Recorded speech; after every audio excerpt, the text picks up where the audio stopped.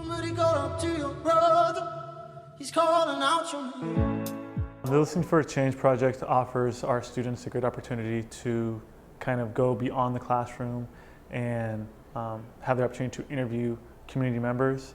And it's kind of a different aspect within our four walls of our school, and it's a different way for them to become educated and learn. We have teenagers who will typically only interact with other teenagers, and then we have the old people. And they kind of, it just felt like each group kind of keeps to themselves. And doing these interviews felt like I kind of got an inside look to a community I didn't really feel a part of, to be honest.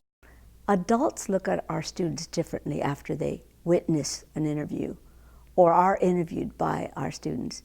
They look at them and go, wow, this isn't a little teenage kid running around the plaza riding their bike and stuff. This is a poised, articulate young person who has the ability to communicate with me on a higher level.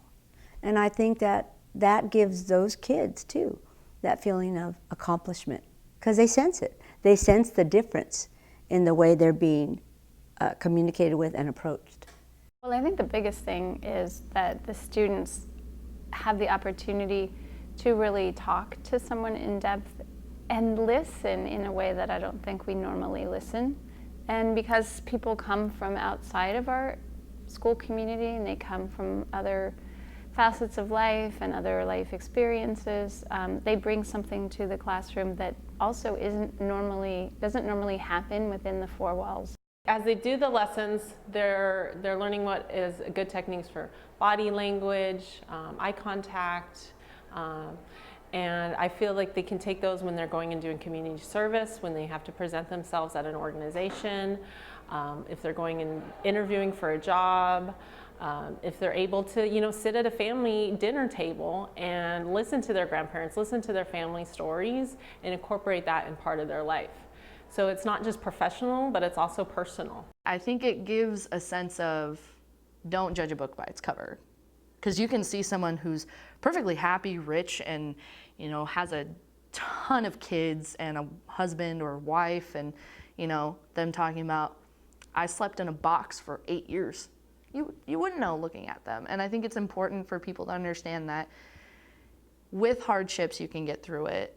It was cool to feel that he was talking like that, because it felt like it was just me and him, and like everyone else in the room wasn't there, and I was just talking to him one-on-one, and he was like just telling me advice on life, and it just really felt like he knew my life even though he didn't know me, but he was giving me advice of what I was already going through.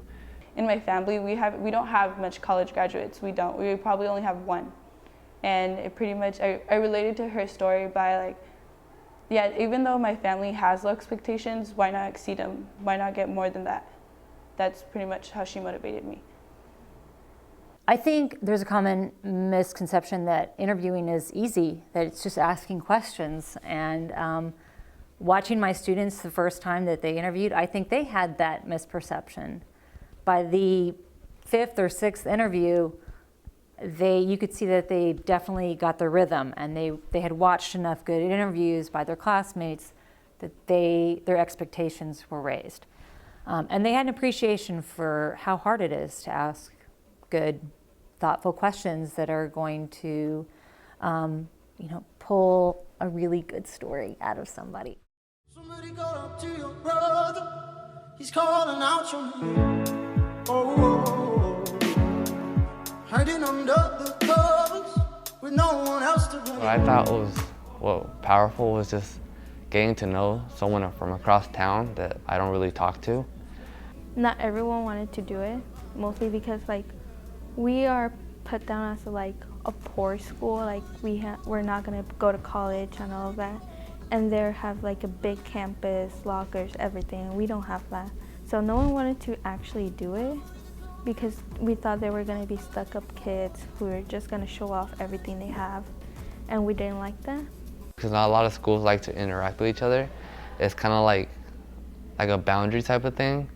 like, these are my friends from my school. I'm not gonna try to talk to someone from Maria Carrillo or LT or Pioneer or whatever school was. It's kind of like a little like group that we had to stay together, and we don't try to expand from it. They have a nice school and everything, but they also have problems, and they're not stuck-up kids. Some are really nice. I still have the letters that my partner gave me. Sitting down and like listening sounds like a bore, but if you actually put yourself in someone's shoes, you'd realize what they went through and how they got through it, and you'd see the story from their perspective. You'd see a whole total world. It's like seeing the world all over again from a different person's point of view, and that's what I found like really powerful, and I actually liked it because of that, because I saw the world in a different way.